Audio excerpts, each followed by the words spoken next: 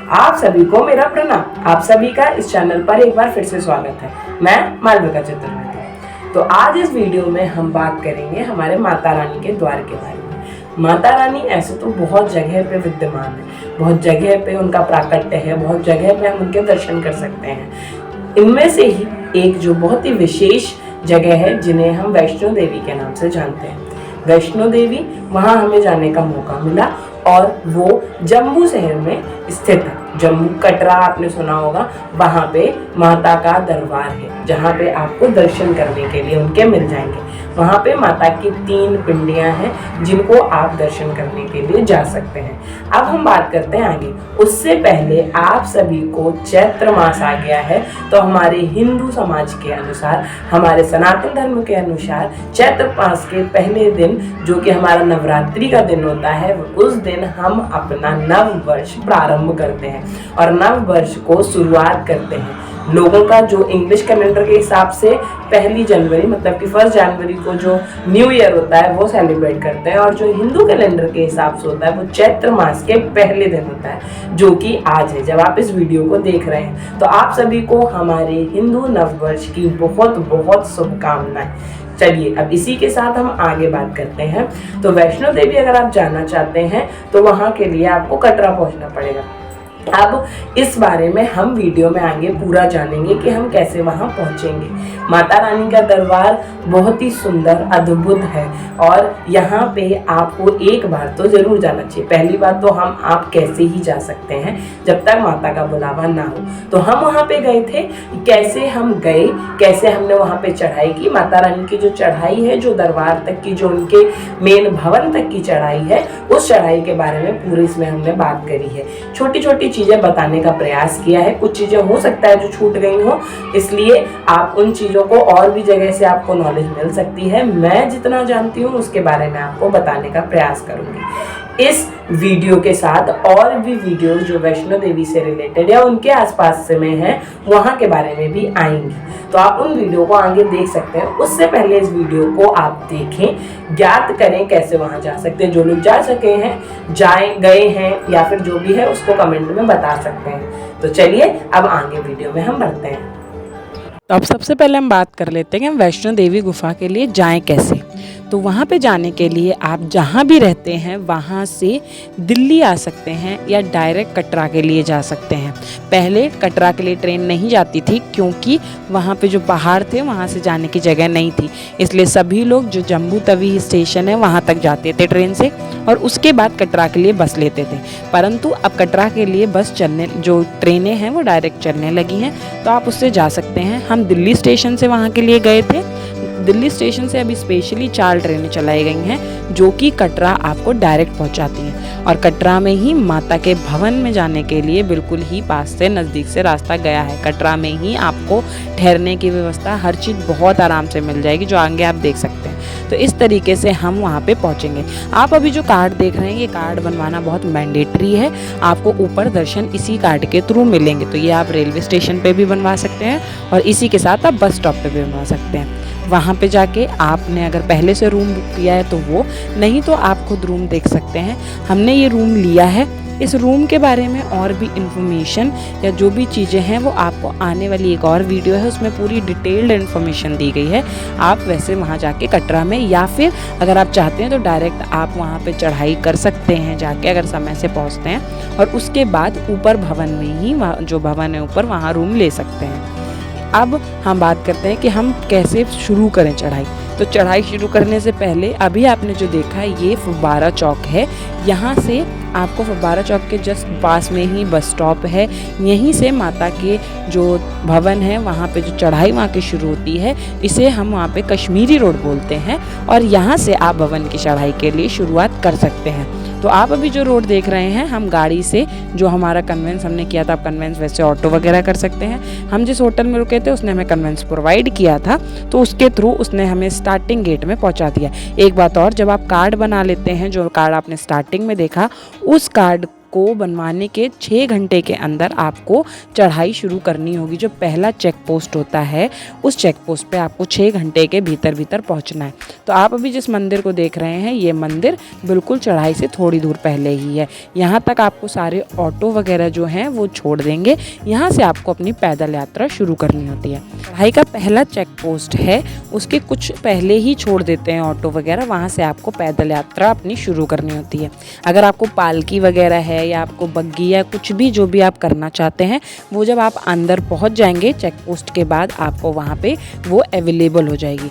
उनके जो कॉस्ट हैं वो पहले से ही जो वैष्णो देवी है ना, वैष्णो देवी ट्रस्ट, उन्होंने फिक्स करके रखे हैं। तो आप उनको वहाँ पे चेक कर सकते हैं और चेक करने के बाद पूरी बात करने के बाद ही आप उनको बुक करें। तो इस तरीके से हमने यहाँ से अपनी चढ़ाई शुरू करी। अब हम बात कर लेते हैं कि वैष्णो देवी आप जा रहे हो तो इसकी कथा के विषय में थोड़ा तो आपको जानकारी होनी चाहिए ना। तो वैष्णो देवी की जो कथा है, वैसे तो बहुत सारी कथाएं हैं, समय के साथ वो थोड़ी थोड़ी बदलती गई हैं, पर जो कथा मुझे मालूम है उसके बारे में हम थोड़े थोड़े पार्ट में जानते जाएंगे। तो वैष्णो देवी की कथा की ये कहानी है कि जो माता थी उनके एक बहुत बड़े भक्त थे जिनका नाम था श्रीधर। श्रीधर के कोई भी वो संतान नहीं थी, इस वजह से वो बहुत दुखी रहा करते थे।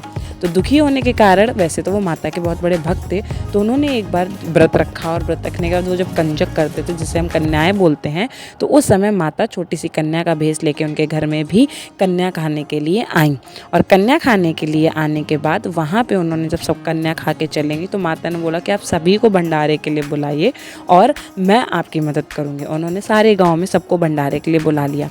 इस बात की भैरव बाबा जो गोरखनाथ थे उनके ही शिष्य थे भैरव बाबा जी, उनको जब पता चला तो वो भी आए। जब उन्होंने, माता ने एक बर्तन दिया और उस बर्तन से ही सबको परसने लगी, सब खाते रहे। तो भैरव बाबा ने बोला कि हमको मांस खाना है, हमको मदरा पीना है। और माता ने कहा कि हम तो एक ब्राह्मण के घर में भोजन करा रहे, ये आपको नहीं दे सकते हैं। तो जब वो ज़बरदस्ती करने लगे तो माता एक वायु रूप में चली गई और भैरव बाबा उनका पीछा करने लगे और पीछा करने के साथ साथ वो माता का पीछा करते करते आ गए। अब इस आगे की जो पूरी कथा है उनको वहाँ पे हनुमान जी भी बीच में मिले। तो सबसे पहले हम तो अब जो कथा है वो हम टुकड़ों में बात करेंगे, एक एक जगह को बताते हुए। तो अभी आप जो जगह देख रहे हैं यहाँ पे ही बाण गंगा है। बाण गंगा क्या, जब मैंने बताया ना आपको कि माता को हनुमान जी मिले, तो हनुमान जी ने माता से बोला कि वो प्यासे हैं, तो उनको वहाँ पे माता ने जो है वहाँ पे बाढ़ से वहाँ पे एक जल की धारा प्रकट की जिसे आज बाण गंगा के नाम से जानते हैं। माता ने अपने केश धोए और आगे बढ़ी। अब आप दूसरी जगह जो देख रहे हैं ये है माँ की चरण पादुका मंदिर। यहाँ पे माता का चरण आपको देखने के लिए मिलेगा, माता के चरण के चिन्ह देखने के लिए मिलेंगे। जब माता आ रही थी तो पहली बार जहाँ पे रुके उन्होंने पीछे भैरव बाबा को देखा था, उसे हम चरण पादुका मंदिर कहते हैं। इसी के साथ आप जब और थोड़ा सा आगे बढ़ेंगे तो आपको एक और बहुत सुंदर सा मंदिर देखने के लिए मिलेगा जो आप अभी देख रहे हैं। तो इस मंदिर में भी आप दर्शन करने के लिए जा सकते हैं। इसी के साथ आप वहाँ माता के पूरे आगे और बढ़ेंगे तो एक ये स्थल है जहाँ पे आप स्नान कर सकते हैं। वैसे तो पहले ये जो जगह झरना की तरह थी, बट अब यहाँ पे पाइप लगा दिया गया है, उससे थोड़ा सा जो पानी आ रहा है उसी से लोग नहा रहे हैं। अगर आप नहाना चाहते हैं तो आप यहाँ पे स्नान कर सकते हैं। बाण गंगा में अभी खास इतना जल नहीं था, तो इसलिए अगर आप अपने होटल वगैरह से स्नान करके जाते हैं तो भी वो अच्छी बात है। और बाण गंगा में जाके आप अपने उसका स्पर्श कर सकते हैं, उसका आप जो भी करना चाहते हैं वहाँ पे कर सकते हैं। तो इस तरीके से आप जब चरण पादुका मंदिर के बाद आगे जब बढ़ेंगे, आपने बाण गंगा दर्शन कर लिए। अब आप यहाँ सीढ़ी देख रहे हैं ना, अब यहाँ दो तरीके हैं, या तो आप ऐसे जो सीधा रास्ता है उससे जा सकते हैं, थोड़ी चढ़ाई है, या फिर आप सीढ़ियों से जा सकते हैं। तो आपको जो सही लगे, जैसे आपको सही लगता है वैसे। तो जब आप इतना सब कुछ देख लेंगे, इसके बाद हम आते हैं अर्धकुमारी। अर्धकुमारी वो गुफा है जहाँ पे माता ने सबसे पहले एक गुफा में जाके वो छुप गई थी और वहाँ पे 9 महीने तक रही थी, इसलिए उसको अर्धकुमारी गुफा बोला जाता है। और वहाँ पे ऐसा मानते हैं कि इस गुफा में जो भी एक बार दर्शन करता है और वहाँ से निकल जाता है तो उनको कभी भी इस साइकिल में, जो आपकी लाइफ की साइकिल है ना, जीवन साइकिल, ऐसा नहीं आना पड़ता है, ऐसी मान्यता है। और माता यहाँ 9 महीने इसी गुफा में रहीं और बाद में जब भैरव बाबा पीछे करते आ गए और बहुत ज़्यादा उनको परेशान किया तो माता दूसरी तरफ से निकल के आगे के लिए बढ़ गई थी। आप अभी जो जगह देख रहे हैं ये अर्धकुमारी है। यहाँ पे आप आराम से भोजन वगैरह कर सकते हैं, क्योंकि यहाँ पे आपको रेस्टोरेंट वगैरह और अच्छी सी जगह मिल जाएंगी भोजन करने के लिए, जो कि सही रेट में है। और बाकी जो ट्रस्ट है, ट्रस्ट के भी है। यहाँ पे माता के दर्शन के लिए ये पर्ची बनती हैं, जो कि अर्धकुमारी की गुफा के लिए नंबर लगता है आपका। तो आपको जो कार्ड बना है उसको दिखा के आप यहाँ पर्ची बुक करा सकते हैं। यहाँ बहुत समय लगता है। आप जैसे देख रहे हैं ना, ग्रुप नंबर यहाँ पे लिखा है ना 450, तो ये 450 है। यहाँ पे कम से कम 2-2 दिन लग जाते हैं, तब आपका नंबर आता है। तो आप कृपया इस चीज़ का बहुत अच्छे से ध्यान रखें। और जो मैंने ये गोल करके रखा है ना सर्कल, ये है नंबर जो पेन से लिखा जाता है। तो आप इस नंबर पे ध्यान दीजिए और वहाँ पे बाकी आवश्यक सूचना यहाँ पे जो दी गई हैं उनको पढ़िए। यहाँ पे गरुका का जो महत्व है उसको भी आप यहाँ पढ़ सकते हैं। और इस तरीके से आप यहाँ पे थोड़ा आराम कर सकते हैं बीच में और खा पी सकते हैं। अर्धकुमारी की जो जब आप बेस से शुरू करेंगे और अर्धकुमारी तक जाएंगे तो लगभग 8 किलोमीटर तक की चढ़ाई वहाँ पे है। तो कुछ ऊपर नीचे हो सकता है, वो आप एक बार चेक कर सकते हैं। तो इस तरीके से वहाँ पे खा पी के थोड़ी देर आराम करके वहाँ पे आप पर्ची बना के फिर आगे बढ़ सकते हैं, क्योंकि मे बी दूसरे दिन या तीसरे दिन आपका अर्धकुमारी में नंबर आता है। तो अर्धकुमारी में जो आरती वगैरह होती है वो सुबह शाम दोनों टाइम होती है, 4:30 बजे से होती है। तो उसमें आपका 3 घंटे के लिए लगभग बंद होती है अर्धकुमारी आरती के टाइम पे। तो आपको वो समय तो गया, और उसके साथ ही आपको समय लगता है। तो अर्धकुमारी में दर्शन करना है तो आप बहुत आराम से कम 2 दिन या 3 दिन लेके जाएं टोटल चढ़ाई अर्धकुमारी गुफा और सब चीज़ों के लिए। और पहले से बुकिंग करके जाएं ऊपर के लिए, क्योंकि ऊपर भवन नहीं मिलते हैं, परेशानी होती है। दूसरी वीडियो मैंने वहाँ पे बनाई है जिसके बारे में आपको बताया है। आप उस वीडियो को, वो आने वाली है इसके बाद, उसको देखिए। जो जो चीज़ें आपको बहुत ज़्यादा ध्यान देने की आवश्यकता वहाँ पे है। तो इस तरीके से हम फिर जब और आएंगे अर्धकुमारी में थोड़ा आराम करने के बाद, पर्ची बनवाने के बाद हम आगे बढ़ गए और धीरे धीरे संध्या काल ऐसे होने लगा और रात हो गई। भवन के लिए हम बढ़े। अब आप देख सकते हैं यहाँ से भवन रात्रि में कितना सुंदर दिखता है। ये पूरा जो मार्ग बना हुआ है ना भवन, जो कि अर्धकुमारी से ऊपर 5 किलोमीटर है, वहाँ पे भवन के लिए 2 रास्ते गए हैं। एक रास्ता जहाँ पे आपको कोई भी ये जो घोड़े हैं या जो भी खच्चर वगैरह जो पालकियाँ जाती है वो नहीं मिलेगा। हम उस रास्ते से गए थे, जो कि एक टनल जैसा बना है उस रास्ते से। और एक दूसरा पुराना रास्ता है, उसमें आपको सब मिलेगा अगर आप खच्चर वगैरह से जाना चाहते हैं तो इस वजह से आप दोनों में से देख लें आपको किससे जाना है। हम जिससे गए थे वो बहुत आराम से पहुंच गए थे।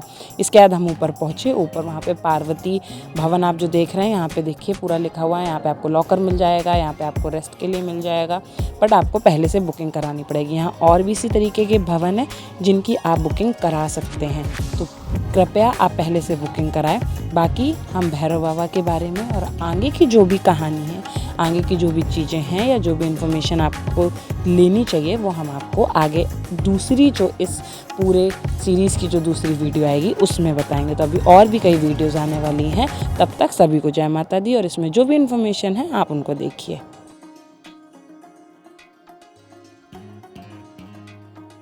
गुफा के अंदर और बाकी जगह पे फ़ोन ले जाना बिल्कुल मना है, इसलिए आगे की कोई भी वीडियो गुफा के अंदर की नहीं है। लॉकर रूम है, वहाँ हम सबमिट कर देते हैं, तो इस वजह से आपको उसकी वीडियो देखने के लिए नहीं मिलेगी। बाकी इन्फॉर्मेशंस आगे आपको मैं प्रोवाइड कराऊंगी। सारे बोलो जय माता की, आवाज ना आई जय माता की, आगे वालों जय माता की, पीछे वालों जय माता की, जोर से बोलो जय माता की, चामुंडा देवी जय माता की, मां मनसा देवी जय माता की, वैष्णो देवी जय माता की, मां हट माता की, जोर से बोलो जय माता की, आवाज ना आई जय माता की, जय माता की, जय माता की, आगे वालों। तो आप सभी को ये वीडियो कैसी लगी इसे कमेंट में बताएं। इस वीडियो को लाइक करें, इस वीडियो को शेयर करें लोगों के साथ, जिससे कि ये जानकारी और लोगों तक पहुंच सके। इसी के साथ आपको यहाँ क्या अच्छा लगा, बहुत अच्छा लगा, या कोई सजेशन जो आपके हो वो भी आप कमेंट में बता सकते हैं। तो तब तक सभी को राधे राधे, जय माता की, और एक बार फिर से आपको नववर्ष की हार्दिक शुभकामनाएं और नवरात्रि की भी शुभकामनाएं।